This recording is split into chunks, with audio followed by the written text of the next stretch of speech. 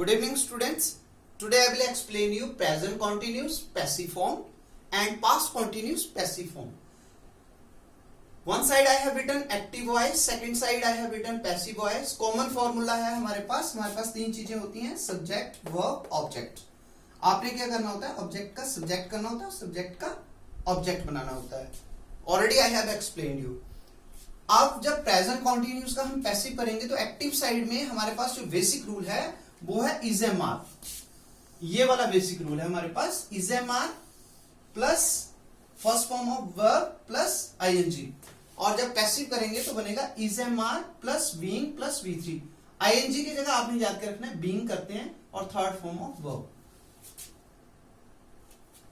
जब हम पैसिव में इसको चेंज करेंगे तो हमने फॉर्मूला अप्लाई करना है, subject helping verb plus being ING की जगह पे लगेगा plus third form plus object. अब देखो यहां पे लिखा boys are playing chess. Boys यहां पे सब्जेक्ट है, आर यहां पे हेल्पिंग वर्ब है, प्लेइंग यहां मेन वर्ब है और चेस यहां पे ऑब्जेक्ट है. अब हम सबसे पहले पहला स्टेप क्या है, सब्जेक्ट बनेगा ऑब्जेक्ट. तो चेस आगे चला गया तो सब्जेक्ट बन गया, यहां मैंने ऑब्जेक्ट लिखा है और इस साइड में सब्जेक्ट बन गया. उसके बाद हमने देखना है कि वो सिंगुलर में है या प्लूरल में है. अगर तो सिंगुलर में होगा तो हम इज का प्रयोग करेंगे, अगर प्लूरल में होगा तो आर, और अगर आई होगा तो हम एम का प्रयोग करते हैं, आपको पता ही है. चेस इज, अब चेस सिंगुलर था इसलिए इज लगा. आईएनजी की जगह मैंने आपको बताया क्या बनेगा, बीइंग. Chess is being. और प्ले की थर्ड फॉर्म मैं ये फॉर्मूला अप्लाई कर रहा हूं, सब्जेक्ट लिख दिया मैंने, हेल्पिंग वर्ब लिख दिया, बीइंग लिख दिया. Now I will write third form of verb. Play की सभी को आती है, play, played, played. Chess is being played.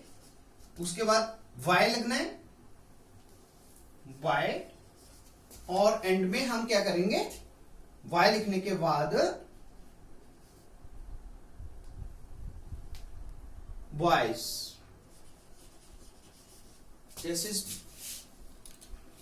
Being played by boys. अब अगर मैं इसी सेंटेंस को इंटेरोगेटिव फॉर्म में लिखता हूं तो इंटेरोगेटिव का फॉर्मूला हमारे पास होता है helping verb, subject, verb, object और पीछे साइन ऑफ इंटेरोगेशन. अब इसमें हेल्पिंग वर्ब है आर, तो आर आगे आ जाएगा, कैपिटल हो जाएगा. Are boys playing chess, are boys playing chess. अब इस केस में क्या करना है, हेल्पिंग वर्ब स्टार्टिंग में है तो यहां पे स्टार्टिंग में ही हेल्पिंग वर्ब रहेगा लेकिन ऑब्जेक्ट के अकॉर्डिंग. अब चेस सिंगुलर है तो बनेगा इज चेस, आईएनजी का फिर से बीइंग प्लेड बाय बॉयज. और साइन ऑफ इंटेरोगेशन की जगह साइन ऑफ इंटेरोगेशन आएगा, यहां पे लगाया है, यहां पे हमें लगाना पड़ेगा. अब हम बात करेंगे, एक और एग्जांपल लिखता हूं. चलो इससे पहले मैं example 2. She is singing songs. She is singing songs. अब देखो मैंने क्या करा, यहां पे मैंने सिंगुलर रखा है, यहां पे मैंने प्लूरल में लिया था सब्जेक्ट, यहां पे मैंने सिंगुलर लिया है. यहां पे ऑब्जेक्ट मैंने सिंगुलर में लिया था, यहां पे ऑब्जेक्ट मैंने प्लूरल में लिया है.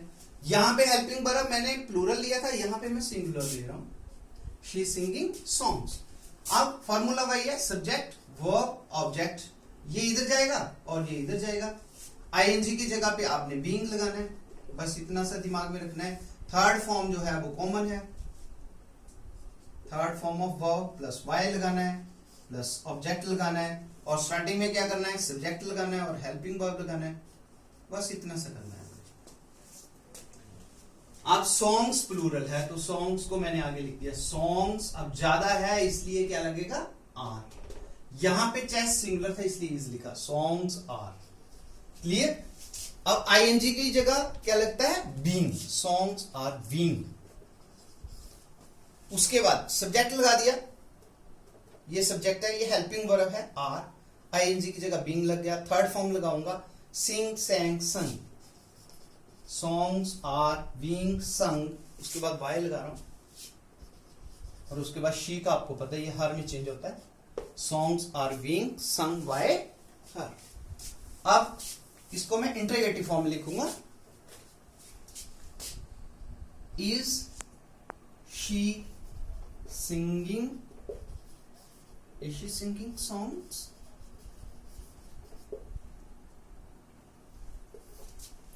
अब देखो हेल्पिंग वर्ब स्टार्टिंग में है तो हेल्पिंग वर्ब यहां भी स्टार्टिंग में रहेगा, लेकिन ऑब्जेक्ट को देख के लगाना है आपने। अब ऑब्जेक्ट यहां पे प्लूरल है तो इसलिए यहां पे क्या लगेगा? आर। ऑल्दो यहां पे हमने इज लगाया है, लेकिन फॉर्मूले के अकॉर्डिंग ऑब्जेक्ट को देख के हमने यहां पे लगाना होता है are songs being sung by her और sign of interjection.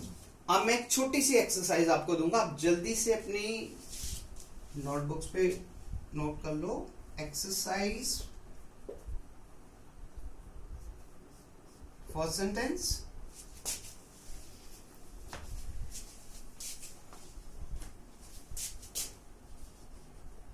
Riya is writing a poem. Second sentence, Rhythm is playing football. Third sentence, Seema is cooking food. Jatin is listening radio.